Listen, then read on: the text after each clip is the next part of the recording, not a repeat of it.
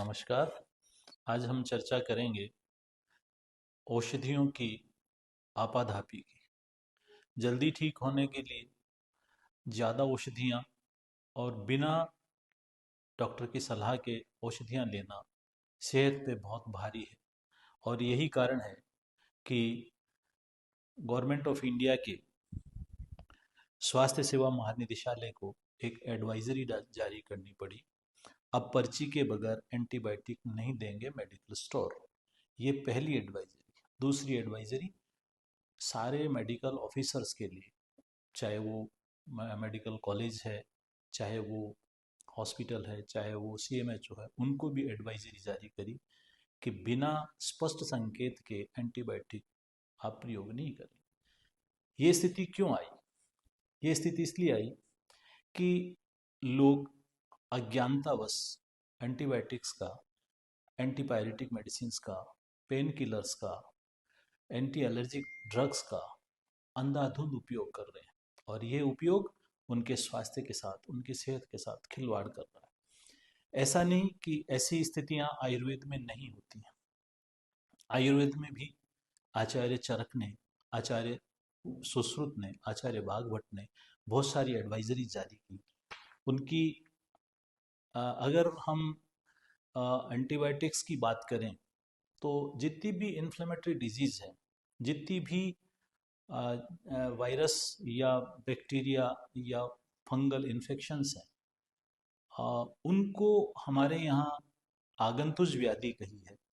और जितनी भी इन्फेक्टिव डिजीज़ हैं, प्रायः उनकी दो अवस्थाएं आयुर्वेद में कही हैं, साम और निराम।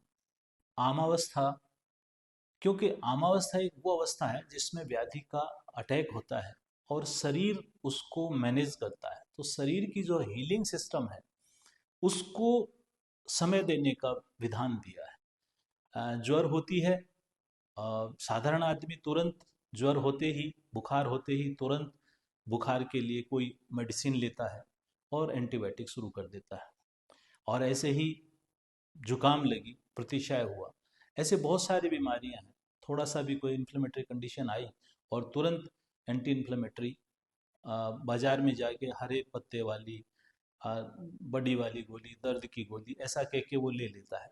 वो लेके उसको आराम तो मिल जाता है, लेकिन वो शरीर को इस चीज़ से लड़ने का समय नहीं देता है, क्योंकि उसके पास समय नहीं है। तो आयुर्वेद में जो डायरेक्शंस दिए वो दिए, आम अवस्था से निराम अवस्था में जब बीमारी आ जाए तब उसमें औषधि का प्रयोग करें। ज्वर के चिकित्सा में स्पष्ट निर्देश हैं कि जब तरुण ज्वर है तो उसको निराम करें, प्रतिशाय है उसको निराम करें। और इसी को अगर आप और अच्छी तरह से देखें तो आचार्य सुश्रुत ने तो ऐसे लोगों को क्वैक्स की संज्ञा दे दी और उन्होंने कहा, आमम विपच्यमानम च सम्यक पक्वम च यो भिषक जान्यात से भवेद वैद्य से तस्कर वत्य। इन्फ्लेमेशन कोई भी है, अगर उसको आप आमावस्था और पश्चिमान और पक्व अवस्था को नहीं जानते हैं और आप आमावस्था में ही उसको इंसिजन लगा देते हैं तो वो आगे जाके बहुत तकलीफ देता है। तो ये जो आम और निराम की जो बात है ये वैसी ही है। एंटीबायोटिक्स को भी आप जब ही दें कि पहले शरीर का हीलिंग सिस्टम, शरीर में इस तरह की प्रक्रियाएं होती हैं, उसी को हम हमारी रोग प्रतिरोधक क्षमता कहते हैं। और कोरोना के बाद में लोग ज़्यादा भयभीत हो गए और उन्होंने शरीर को बीमारियों से लड़ने के बजाय शरीर को एंटीबायोटिक्स के द्वारा उस व्याधि से लड़ने की व्यवस्था कर ली, ऐसा उनके दिमाग में आ गया। अगर हम शरीर को खुद को समय नहीं देंगे कि वो खुद उस बीमारी से लड़े तो हम हमारे रोग प्रतिरोधक क्षमता को घटाते हैं। ऐसे ही आचार्य चरक ने एक बहुत बढ़िया कोटेशन दी है, तदे युक्तम भेषजम यद आरोग्याय कल्पते स च भिज्जाम श्रेष्ठो रोगेभ्यो ये से प्रमोचित। आज जो मेडिसिन्स का अंधाधुंध प्रयोग हो रहा है, इस पे ये बात बहुत अच्छी तरह से लागू होती है और उसको एडवाइजरी मान लेना चाहिए कि औषध वही है जो रोग को ठीक करे, न कि दूसरा रोग बढ़ा दे। तो ये जो एंटीबायोटिक्स का या और मेडिसिन्स का और मेडिकेशन जो कर रहे हैं, इससे हमको बचना चाहिए। आयुर्वेद बहुत अच्छा हीलिंग सिस्टम है, आयुर्वेद बहुत अच्छा चिकित्सा है।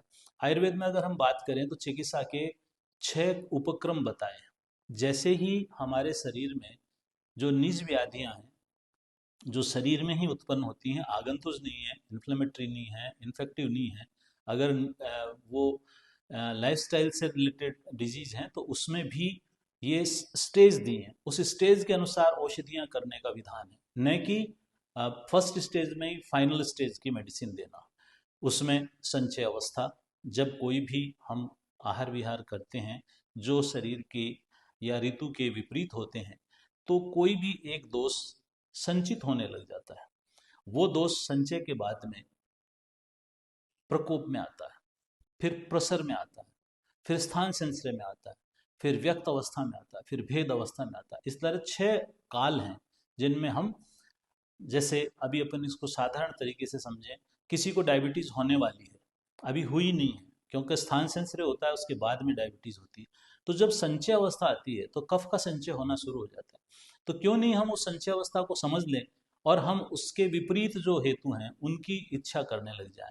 हम मीठा खाना बंद कर दें, हम थोड़ा सा व्यायाम शुरू कर दें, हम थोड़ा सा एक्टिव होना शुरू कर दें, तो आगे की स्टेज नहीं आती है। ऐसे ही और सब व्याधियों में भी, क्योंकि व्याधि कोई एक दिन में नहीं होती, व्याधि एक लंबे अंतराल से जब हम किसी भी तरह के गलत आहार विहार को करते हैं तो वो व्याधि आती है। तो आइए हम आयुर्वेद को समझने की कोशिश करें और आयुर्वेद की एडवाइजरी को पालन करें। जब भी कोई व्याधि हो, सबसे पहले लंघन सबसे बढ़िया उपाय है। आज ज्वर है, अतिसार है, कोई भी व्याधि है, उसमें सबसे पहले उसको लंघन से द्वारा जीती है। फिर उसके बाद में हम दीपन पाचन औषधियाँ लेते हैं। थोड़ा सौंठ का पानी पी लिया, थोड़ा सौंफ का पानी पी लिया, लौंग का पानी पी लिया, तो ये एक उस आम अवस्था को निराम में बदलते हैं। उसके बाद में कोई भी औषधि ले लें तो वो तुरंत असर करती है। ये जो एंटीबायोटिक्स के लिए जो एडवाइजरी भारत के स्वास्थ्य महानिदेशालय ने जारी की है, ये आयुर्वेद में वर्षों वर्षों पूर्व आम और निराम के रूप में दी गई है। आइए हम आम और निराम को समझें और हर एक व्याधि को इनिशियल स्टेज में शरीर को महत्व देते हुए उसका पाचन की ओर, उसको निराम की ओर करेंगे तो कम औषधियों में, कम समय में हम ठीक होंगे। जय हिंद, जय आयुर्वेद।